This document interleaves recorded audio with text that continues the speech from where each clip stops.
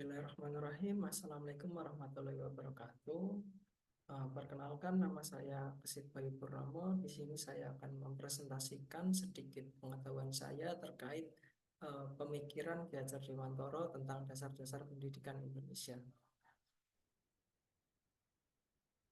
Oke, sebelum kita masuk ke konsepnya, kita pelajari terlebih dahulu apa itu pendidikan menurut Ki Hajar Dewantoro.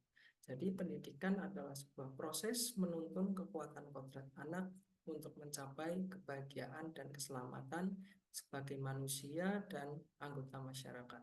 Kebahagiaan di sini memiliki arti mungkin dia mampu mencapai cita-citanya, dia mampu bekerja untuk memenuhi finansialnya, kemudian menjadi bermanfaat bagi orang lain, bagi masyarakat. Nah, di sini pendidikan itu diibaratkan apabila pendidik itu adalah seperti seorang petani yang sedang uh, menanam. Nah, anak itu diibaratkan seperti tanaman yang ditanam oleh seorang petani. Bagaimana treatment yang dilakukan petani itu mempengaruhi tanaman yang dia tanam. Jadi ibaratnya misalkan apabila benih itu memiliki kualitas yang bagus, tapi uh, proses penanamannya itu kurang baik, maka hasilnya juga akan turun.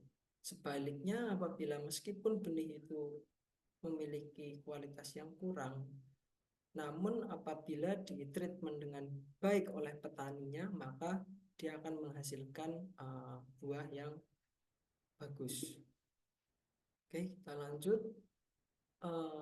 Di sini ada salah satu konsep dari Ki Hajar Dewantoro yang dinamakan konsep Among, mungkin sudah sangat terkenal ya, yaitu dengan kata-kata yaitu ing ngarso songtulodo, di depan sebagai contoh, ing madya mangun karso, di tengah sebagai pendukung, kemudian tuturi handayani, di belakang sebagai pendorong. Di sini maknanya sangat dalam bagi pendidik, di mana kita nanti apabila menjadi seorang pendidik itu di depan itu harus mampu menjadi contoh. Karena apabila kita di depan siswa, kita harus memiliki pengetahuan yang luas, kemudian budi pekerti yang baik, sehingga ketika peserta didik melihat kita itu mereka akan termotivasi ingin mencontoh seperti kita. Kemudian selanjutnya Imadium Mangunkarso, yaitu di tengah sebagai penyemangat.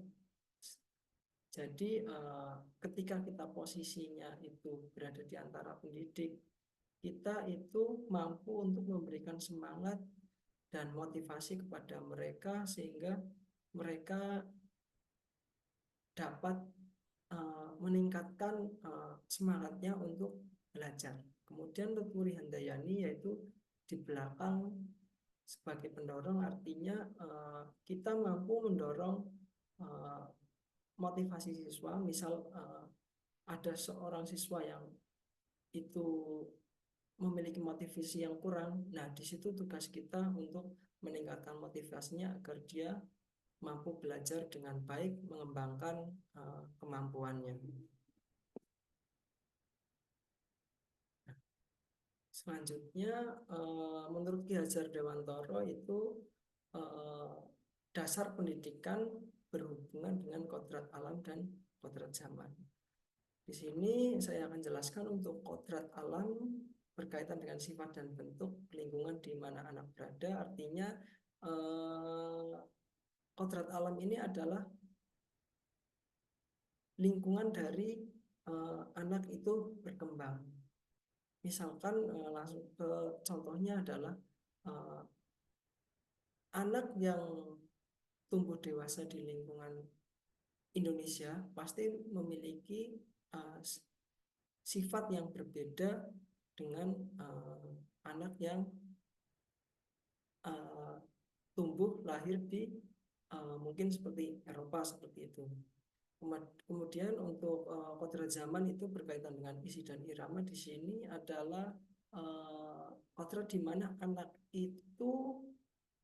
itu berada pada zaman apa. Jadi ibaratnya untuk sekarang yaitu adalah mungkin abad 21. Jadi tadi yang memiliki perbedaan pada kodrat alam mungkin di Indonesia, di Eropa mungkin memiliki kodrat zaman yang sama yaitu pada abad 21 ini.